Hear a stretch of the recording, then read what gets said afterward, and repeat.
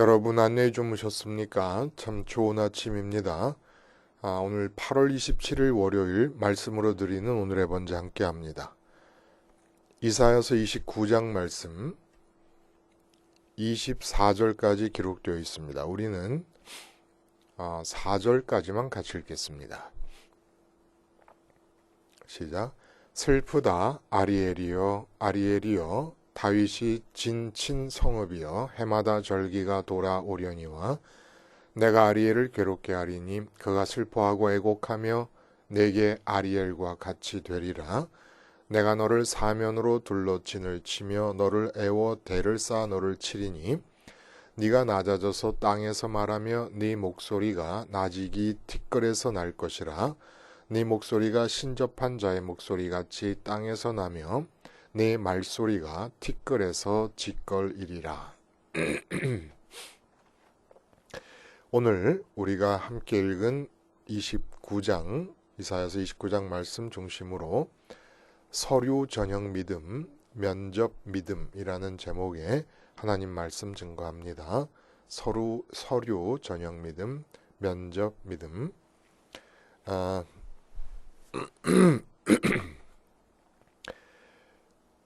입사 지원을 하면 거쳐야 될 과정이 있지요.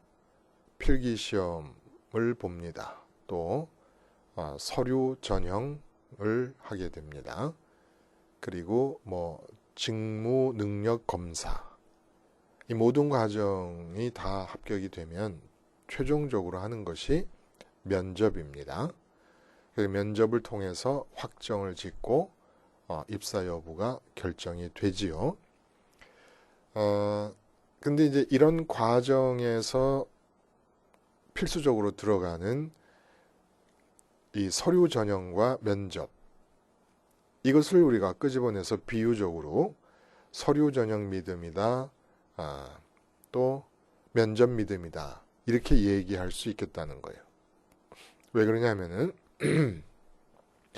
하나님께서 우리와 함께 하시기 위하여 우리를 찾아오셨습니다. 먼저 오신 거예요. 우리가 찾아서 간 다른 종교의 신들과는 다르게 하나님이 우리를 찾아오셨습니다. 그게 임마누엘의 하나님이다, 이렇게 얘기해요. 그러나 이 임마누엘의 사건이 온전한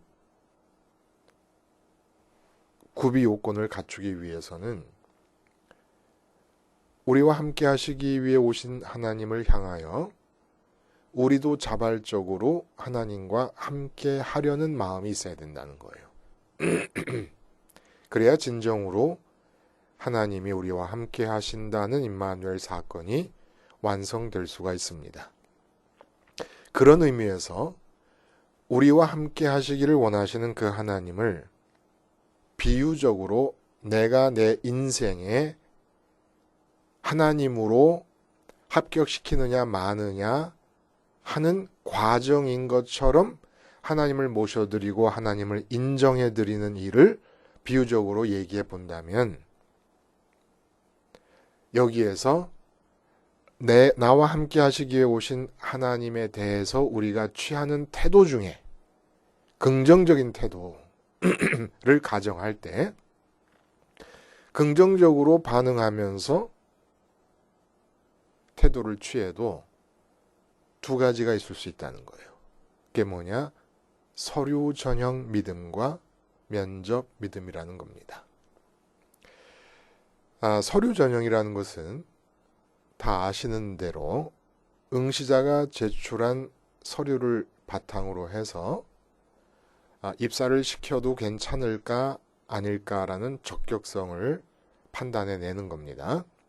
그러니까 그 심사 대상이 되는 서류 안에는 나 이 회사에 들어오고 싶은 이유를 얘기하는 지원서라든지 졸업증명서, 또 얼마나 공부를 잘했는가 성적증명서, 이력서, 자격증, 그리고 스펙, 추천서, 그리고 이룬 업적이 있다면 업적증명서 등등, 이런 모든 것들이 서류 안에 포함돼 가지고 지금 지원하고 있는 이 사람이 어떤 능력을 갖춘 사람인가라는 것을 알 수 있게 해주는 게 서류 전형입니다. 이렇게 이제 서류 전형으로 합격자를 골라내는 거예요. 그럼 마지막에 면접을 봅니다. 근데 요즘 면접이 보통은 4대 1이라 그래요. 4배수로 서류 전형에서 합격을 시켜가지고 면접에서 한 명만 골라내는 건데, 어떤 경우는 면접이 30대 1까지도 간다 그래요. 그럼 무슨 얘기입니까? 서류 전형에서 합격자 수의 30배까지 합격을 시켜놓는 겁니다. 그리고 면접을 통해서 한 사람만 뽑는 거예요. 30명 중에 한 사람만. 이거는 그만큼 면접의 비중을 크게 생각한다는 거지요.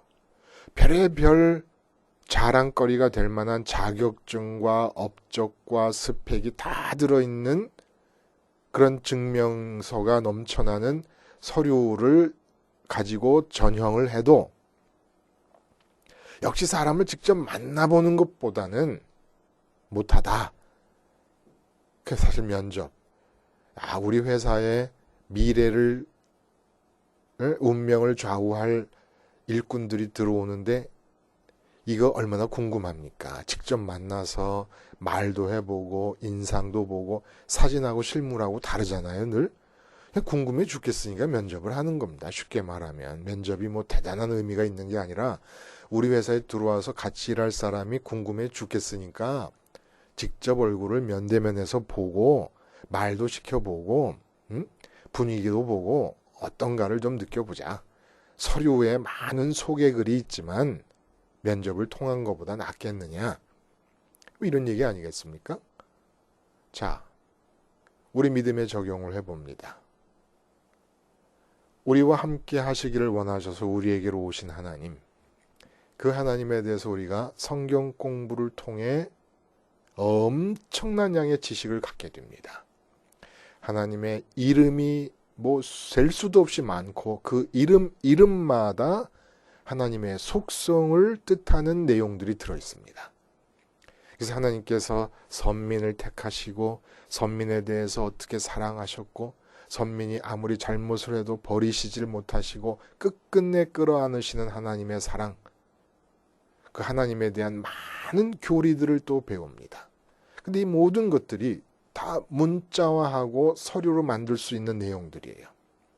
한마디로 내가 여호와 하나님, 구약과 신약의 예수님의 아버지이신 그 하나님을 나의 신으로 내 인생에 끌어들이고 모셔드리기 위해서 어마어마한 양의 제출된 서류들을 공부한다는 겁니다.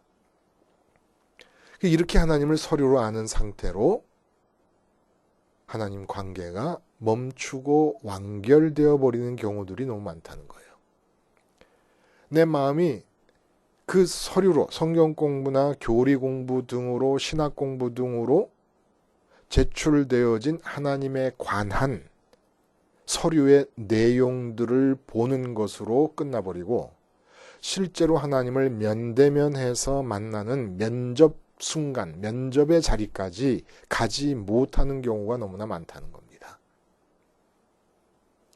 그래서 서류 전형으로 하나님에 대해서 아는 게 엄청 많아졌어요. 근데 내 마음이 실제로 하나님을 만나는 방법을 몰라요. 가르치는 선생님도, 신학대학의 총장님도, 교단의 총회장님도, 목사님도 하나님을 면대면에서 면접해 본 적이 없습니다. 전부 하나님을 서류 전형으로, 서류상 볼 때 하나님의 능력과 자격증 뭐 이런 게 이렇게 화려하고 굉장하니까 성경을 통해 소개되고 있는 서류상의 하나님의 전지전능하심 등이 서류상으로 증명서, 공인증명서와 같이 확실하니까 내 인생의 신이 되시기에 충분한 자격이 있다. 그러니까 신으로 합격. 그리고 실제로 면접 단계로 가지는 않는 겁니다. 마음으로 하나님을 직접 만나질 않는 거예요. 그래서 하나님을 면접하고 나면 그 하나님이 어떻더라라는 얘기가 없어요. 서류 전형에 제출되어진 서류상의 하나님 얘기만 서로 반복하고 듣고 하는 겁니다. 실제로 내가 하나님을 만났더니 그 하나님이 어떤 분이다라는 하나님을 면접한 결과, 하나님을 면접한 증거, 하나님을 면접할 수 있는 방법, 아무것도 얘기되는 게 없다는 겁니다. 그러니까 이런 거예요. 예를 들어보면 사장님이 서류 전형 심사에 참여했습니다. 스펙이나 자격증들을 다 보다가 사장님이 마음에 드는 한 사람을 딱 골랐습니다. 직접 만나지 않았어요. 이 사람 합격시켜라. 만나지도 않고. 그 합격됐어요. 그 회사에 일이 생겼습니다. 그랬더니 사장님께 그 일이 보고가 됐어요. 사장님이 생각하기에 요번에 서류 전형으로 사람들을 심사할 때 A라는 친구가 있었어. 그 친구의 자격증이나 그 친구의 스펙을 볼 때 이 문제를 해결할 수 있어. 그래서 비서한테 지시를 합니다. 그 문제 말이야. 요번에 그 입사한 아무개 있잖아. 그 친구 시켜. 그런데 사장님의 예상대로 그 친구가 맡아서 일을 잘해서 일이 잘 해결됐습니다. 근데 안 만납니다. 만날 필요가 없습니다. 왜? 사장님의 관심은 얼마나 회사의 문제 해결을 위해서 기능을 잘 수행하느냐에 관심이 있는 거지 그 사원 자체에 대한 관심이 없어요. 그 사원이라는 인간 자체에 대한 관심이 없습니다. 하나님을 내 인생 안으로 신으로 합격시킵니다. 서류 전형을 보고 성경의 이야기, 교리, 신학이 하는 이야기 다 보고 합격시킵니다. 근데 직접 하나님을 만날 필요가 없어요. 면접 단계까지 갈 필요가 없어요. 왜? 내 인생에서 기능을 잘 수행해 주시면 되는 거니까. 하나님 자신에 대한 관심이 없습니다. 언제나 하나님의 이름을 부르고 하나님께 관심을 보일 때면 내 인생에 터져버린 문제에 대한 관심 하에서 그 문제와의 연관성 안에서 하나님께 관심을 가질 뿐이지 세상에 문제가 없으면 하나님을 찾을 일도 없습니다. 하나님 자신에 대한 관심이 없다는 거예요. 이렇게 해서 어떤 일이 벌어집니까? 그 서류 전형으로 합격시킨 하나님에 대한 그 서류들이 우리 자녀들에게로 넘어갑니다. 그래서 요번에 세미나 갔다가 제가 받은 인상은 신학대학 교수님, 총장님들까지 다 난리가 났어요. 어떤 면에서 난리가 났느냐? 교회에서 청년들이 다 빠져나간다는 겁니다. 다 빠져나가. 왜 빠져나가냐? 제일 큰 이유가 과학이 진화론을 갱신을 했다는 거예요. 여러분도 잘 아시는 리처드 도킨스 같은 사람이 이기적인 유전자, 만들어진 신 등등의 책들, 그리고 왜 종교는 과학이 되려는가, 이런 책들을 통해서 진화론을 새롭게 해석하고 기독교의 하나님은 딜루전, 이게 뭐예요? 망상이다 는 얘기를 논리적으로 펼쳐나가니까 74쇄를 했답니다. 리처드 도킨슨의 그 책들이. 젊은이들이 거기에 혹해가지고 교회 젊은이들이 초토화되고 있다는 거예요. 근데 내가 들으면서 생각한 거예요. 내가 젊은이라도 교회를 떠나겠다. 하나님에 대한 서류 말고는, 서류상으로 얘기되어지는 것 말고는 실제 하나님을 면접해서 나타난 경험과 증거가 아무것도 없는 거예요. 그래서 제가 말씀드린 건 그 자리에서, 세미나 자리에서 창조론을 주장하고 증명하려 하지 말자. 우리는 창조론을 진화론에 맞서서 증명하는 자가 아니다. 신학을 한다는 것은 무엇을 말하냐? 목회를 한다는 것은 무엇을 뜻하는 거냐? 창조론을 진화론보다 우수하다고 증명하는 자들이 아니라 창조론과 진화론이 싸우는 그 차원을 뛰어넘어서 창조주를 젊은이들에게 만나게 해주는 자들이다. 창조주와 젊은 사람, 아니 교인 한 사람 한 사람이 만날 수 있는, 하나님과 젊은이, 하나님과 교인 한 사람이 면접하는 자리를 만들어주는 자들이 목회자요, 신학자가 되어야 되는 것 아니냐. 이런 말씀 드린 겁니다. 오늘 본문에 13절, 14절을 보시면 주께서 이르시되 이 백성이 입으로는 나를 가까이하며 입술로는 나를 공경하나 그들의 마음은 내게서 멀리 떠났나니 그들이 나를 경외함은 사람의 계명으로 가르침을 받았을 뿐이라. 사람의 계명으로 가르침을, 사람의 계명이 뭐예요? 그냥 사람의 가르침이에요. 하나님의 계명이 하나님의 가르침 아닙니까? 그러니까 사람의 계명으로 사람들이 말하고 있는 하나님에 대한 이야기로만 하나님을 배웠어요. 그래서 하나님을 경외합니다. 하나님은 전능하사 천지를 창조하신 분이셔. 하나님은 독생자를 보내셔서 이 세상을 구원하실 만큼 이 세상을 사랑하셨어. 하나님은 사랑이시다.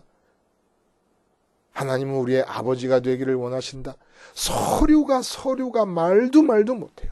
교회 역사상 신학, 하나님에 대한 이야기들, 하나님을 소개하는 글들, 하나님에 대한 서류들이 엄청납니다.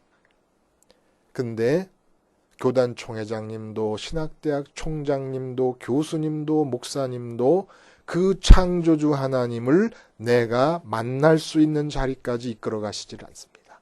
왜냐? 당신들이 언제나 하나님을 서류 전형 단계에서 나의 하나님으로 받아들였지 면접 단계까지 가서 직접 하나님을 만나시질 않고 있기 때문에 맨 다윈의 진화론과 다윈의 진화론이 새롭게 해석이 되면 그것과 마주쳐가지고 창조론을 주장할 생각만 하지 창조주 자체를 만나게 해줄 생각을 못하고 있다는 겁니다. 오늘 본문이 그 얘기를 하고 있는 거예요. 여러분 아리엘이라는 말이 나오잖아요. 1절과 2절. 그리고 말씀드린 13절에서 입으로만 하나님을 공경한다. 서류상으로만 하나님을 소개받았으니까. 마음은 하나님으로부터 멀리 떨어져 있다. 마음은 어디가 있어요? 마음은 돈에 가 있어요. 마음은 승진에 가 있어요. 마음은 목회의 숫자적 부흥에 가 있어요. 하나님을 만난 적이 없어요. 서류상 합격시킨 하나님이 이제 목회 부흥을 위해서 기능을 발휘해 주시면 돼요. 승진을 위해서 기능, 건강을 위해서 기능을 발휘해 주시면 돼요. 내가 하나님을 직접 만날 필요 없어요. 충분히 서류상으로 능력이 인정됐기 때문에 나의 신으로 합격을 시켰으니까 이제 그렇게 해주기만 하면 돼요. 하나님 자신을 내가 만날 필요가 뭐가 있어요? 하나님이 기능만 해주시면 되는 거지. 그 얘기를 한 거예요. 입술로는 공경하는데 마음은 멀리 떠나 있다. 그러니까 지혜가 싹 없어졌어요. 지혜가 무엇입니까? 듣는 마음이에요. 듣는 마음이라는 것은 면접을 통해서만 가능합니다.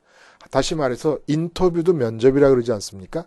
하나님과 인터뷰하지 않고는 하나님께 말씀을 들을 수가 없고 그러면 듣는 마음이 생길 수가 없는 거죠. 지혜가 없어져 버렸어요. 다.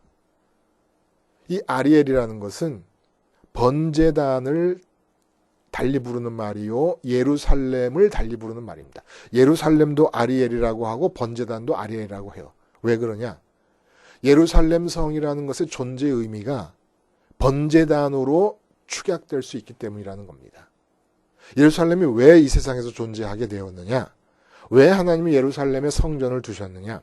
성전의 의미가 번제단이고 예루살렘의 의미가 성전이기 때문에 번제단 입고로 예루살렘 성립이 된다는 겁니다. 이게 아리엘이라는 말은 번제단을 의미하는데 예루살렘을 뜻하기도 한다는 거예요. 그래서 절기라는 얘기가 나오지 않습니까? 1, 2절에 보면은 모든 절기라는 말이 나오는 걸 보면은 절기 때 모여서 뭐 해요? 절기 때 모여서 하는 행사의 핵심이 번제단에서 제사를 드리는 거예요. 근데 이제 예루살렘이 망하게 됐다는 겁니다. 왜 그러냐? 번제단에서 드리는 제사가 타락했기 때문이라는 거예요. 번제단에서 제사가 계속 드려졌다는 겁니다. 근데 번제단에서 제사 드릴 때의 마음가짐들이 완전히 하나님이 원하시지 않는 다른 마음으로 바뀌었다는 거예요. 번제단이 왜 존재했습니까? 바로 하나님을 면접할 수 있게 하는 방법이 번제단이었다는 거예요. 어떻게 하나님이 번제단을 통해서 면접이 가능해집니까? 출애굽기 29장에 상번제를 지시하실 때 보시면, 왜냐하면 번제단에서 드려지는 제사 중에서 상번제가 왕이라고 할 수 있지 않습니까? 상번제, 매일매일 드려지는 번제. 그 상번제를 지시하는 가운데 하나님이 내가 그곳에서 너희와 만나고 너희에게 말을 하리라 약속을 해주셨습니다. 거기서 면접이 이루어진다는 거예요. 하나님과 나의 면접이 상번제를 통해서. 그러면 번제는 어떻게 드릴 때 여전히 이사야 시대 때도 번제는 드리고 있었으니까 어떻게 드려야 번제를 통해서 하나님이 면접 단계에 들어가냐, 실제로 하나님을 만날 수 있냐. 창조론을 얘기하지 말고 창조주를 만나라. 그럼 창조주를 내가 어떻게 만나냐? 번제단을 통해서 만난다는 겁니다. 번제단을 통해서 만날 때 어떻게 번제를 드려야 되느냐? 내 마음이 가까이 하는 것. 하나님으로부터 멀어졌다 그러지 않습니까? 입술로는 하나님을 공경하지만 그 마음이 하나님과 가까워야 돼요. 마음이 가까우려고 하다 보니까 하나님과 나 사이에 놓여져 있는 게 많아요. 내 가족이 놓여져 있어요. 가족이 잘 살아야 될 텐데. 부모님이 건강하시고 자녀들이 다 하는 일마다 형통하고 아내와 남편이 서로 사랑하고 가족이 얼마나 소중합니까? 하나님을 가족을 가까이 하려니까 가족이 있어 가까이 할 수가 없어요. 뿐입니까? 남편이 나가서 사업을 하면 사업이 또 하나님과 나 사이에 또 끼어요. 그럼 이제 번제단에 와서 어떻게 번제를 드리느냐? 하나님을 만나려니까 내 마음이 만나고 있는 건 가족이에요. 내 마음이 만나고 있는 건 사업장이에요. 내 마음이 만나고 있는 건 재정 상태더라 이런 얘기입니다. 가까이 있는 게 그것들이라는 거예요. 분명히 본문에 하나님이 마음에서 하나님을 가까이 하지 않았다 그랬는데 괜히 가까이 하지 않은 게 아니에요. 하나님을 가까이 하기에는 그 사이에 뭐가 마음이 가까이 하고 있는 게 많아요. 하나님 말고도. 그럼 이제 번제단에 가가지고 하나님, 내가 하나님을 면접할 수 있는 단계까지 가까이 하려다 보니까 하나님과 나 사이에 가정이 끼어 있더군요. 하나님과 나 사이에 사업이 끼어 있습니다. 하나님과 나 사이에 지금 자식 녀석한테 큰 일이 벌어지는데 그 일이 떡하니 끼어 있습니다.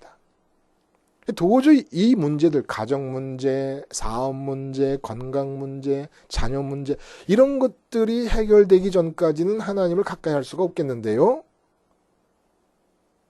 하다 보면 해결되면 해결되는 대로 또 다른 문제가 끼어오고 다른 문제가 끼어오고 또 해결됐다고 가정이 사라지는 것도 아니고 그래서 하나님께서 번제를 드릴 때 이렇게 드리라고 지시해 주신 겁니다. 마음과 뜻과 힘을 다해 하나님을 사랑하라. 근데 마음과 뜻과 힘을 다해 가정을 사랑하고 있으니까 마음과 뜻과 힘을 다해 사랑하는 것이 가장 가까이 있게 마련 아니겠습니까?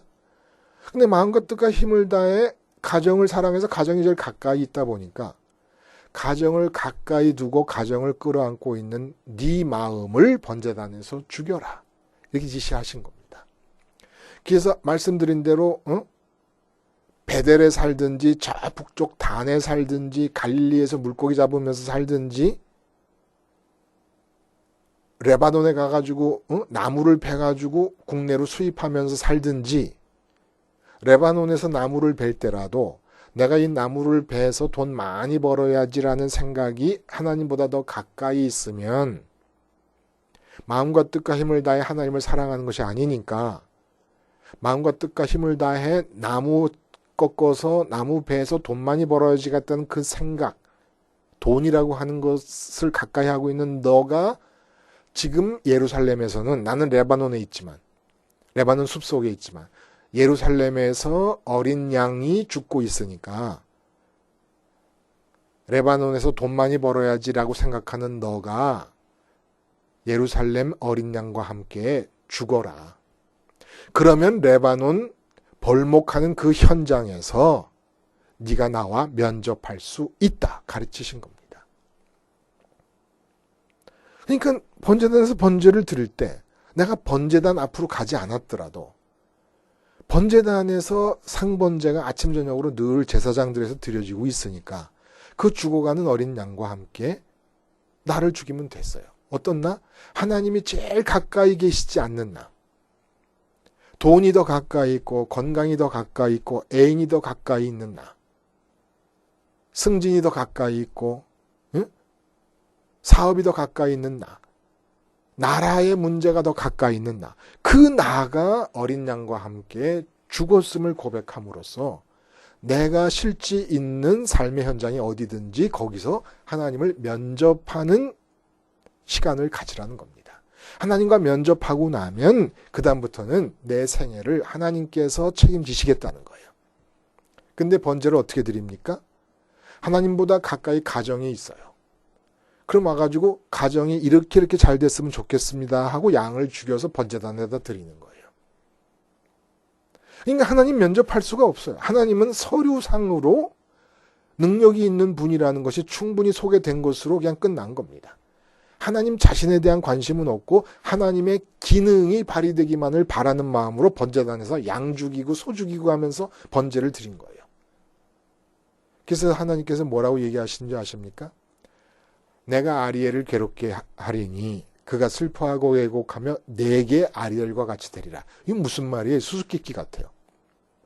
앞에 아리엘은 예루살렘을 말합니다. 크게는 예루살렘이 핵심이 되는 나라 남한국 유다 전체를 말할 수도 있습니다. 아리엘을 괴롭게 한다. 그가 슬퍼하고 애곡하며 내게 아리엘과 같이 되리라. 이 아리엘은 번제단을 말합니다.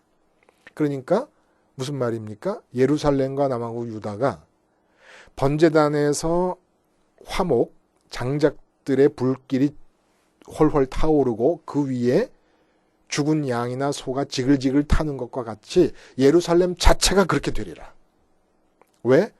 마땅히 너희들이 나를 면접하기 위해서 나를 직접 너희 마음이 제일 가까운 곳에 나를 모셔드리고 나를 만나는 일을 위해 번제단에서 너를 죽이는 대신에 너를 살리고 너를 주장하고 생생하게 너를 유지하기 위해서 너의 주장과 너의 바램과 너의 소원을 하나님보다 더 가까이 둔 채로 너를 관철시키기 위해서 번제단을 이용했으므로 너희 삶이 존재하는 삶의 현장인 예루살렘 자체가 번제단처럼 불이 타올라서 잿더미가 될 것이다 라는 얘기를 하고 계시는 겁니다. 아수르를 통해서 경각심을 주셨어요. 아수르를 통해서 망하진 않아요. 결국은 아수르를 통해 경각심을 주실 때에 끝내 돌아오지 않습니다. 남한국 유다 백성들이 그래서 바벨론에 의해서 예루살렘 전체가 번제단처럼 불길에 쌓여버리고 맙니다. 내가 나 자신을 스스로 하나님보다 이 세상 것을 더 가까이 하고 있는 나를 죽이는 번제단으로 활용했다면 내 삶이 평강 가운데, 기쁨 가운데, 만족 가운데 진행이 됐을 텐데 하나님보다 더 가까이 세상 것이 치고 들어와 내 마음을 만나고 있는데도 내 가정이 나를 면접하고 있고 내 자식이 나를 면접하고 있고 내 건강 문제가 나를 면접하고 있는데 하나님은 저만치 둔 채로 하나님을 서류 전형으로 끝낸 채로 하나님의 기능만 바라면서 하나님보다 더 가까이 있는 가정을 위해서 건강을 위해서 자녀를 위해서 사업을 위해서 하나님 기능을 발휘해 주세요. 발휘해 주세요만 하고 있었으니까 네가 가까이 한 가정과 자녀와 직장과 삶 전체가 불길에 휩싸이는 번제단이 되고 말 것이다. 번제단을 제대로 이용 안 했으니까. 그 번제단이 뭐예요? 그 번제단이 주님이 죽으신 십자가예요. 어린 양이 날마다 죽던 그 번제단. 오늘도 주님은 한 번 역사적으로 죽으셨지만 영적인 차원에서 언제나 오늘의 나의 죽음을 죽으신 겁니다. 우리는 원죄의 체질 때문에 끝없이 우리 마음은 하나님보다 이 세상 것들을 더 가까이 면접하고자 합니다. 하나님은 서류 전형으로 끝내놓고 그 정도 능력이면 됐어. 교리가 말하고 성경 공부가 말하고 목사님들 설교가 말하는 하나님의 그 정도 능력이면 충분해. 그러나 내가 하나님을 직접 만날 필요가 뭐가 있어? 그런 능력의 소유자라는 걸 알면 됐지. 살아계신까지도 내가 인정을 해. 그러나 내 마음에 가까이 있는 것들은 내 가정이요, 내 아내, 내 남편이고, 내 자식이고, 내 부모님들이고, 내 사업이지, 내 건강이지. 어떻게 하나님이 나를 면접할 수 있을 만큼 최고로 가까운 자리에 올 필요가 있겠느냐. 이렇게 되니까 십자가를 생활화하지 않는 겁니다.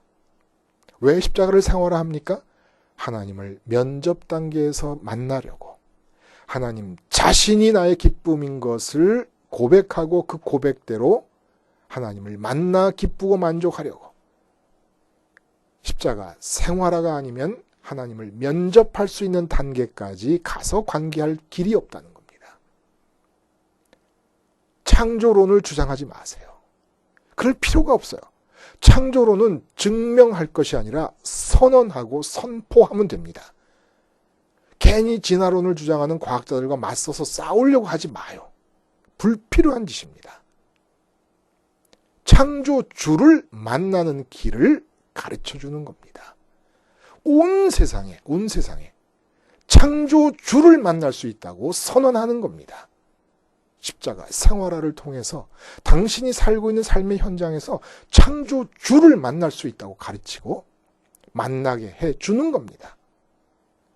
창조주를 만난 자는 백합화 한 송이 바라보며 하나님 아버지가 창조주로서 지금 입히고 계시는 것을, 공중에 나는 새 한 마리를 바라보며 창조주 하나님 나의 아버지가 먹이고 계시는 것을 마음속 깊이 보고 찬양하지 않을 수 없게 됩니다.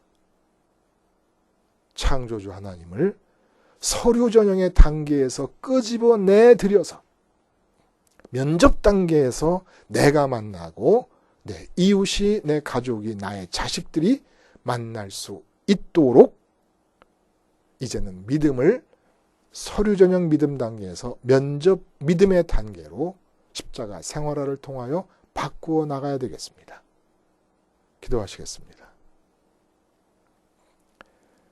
하나님 아버지, 온 세상이 리차드 도킨슨 같은 논리성을 갖춘 미신을 믿는 무당들에게 현혹돼서 어쩔 줄을 몰라 합니다. 마음 아픈 것은 교회가 흔들리고 있습니다. 창조주를 만나면 될 일을 창조론을 붙들고 과학자들과 이겨보겠다고 하는 우리들의 몸부림이 안타까운 이 시점에 우리 모두가 십자가 생활화로 돌아오게 하시며 십자가 생활화를 통하여 내가 있는 곳 어디에서든지 지금 여기서 창조주를 면접하여 만나는 신앙인들이 되게 해 주시옵소서. 예수님의 이름으로 기도드리옵나이다. 아멘.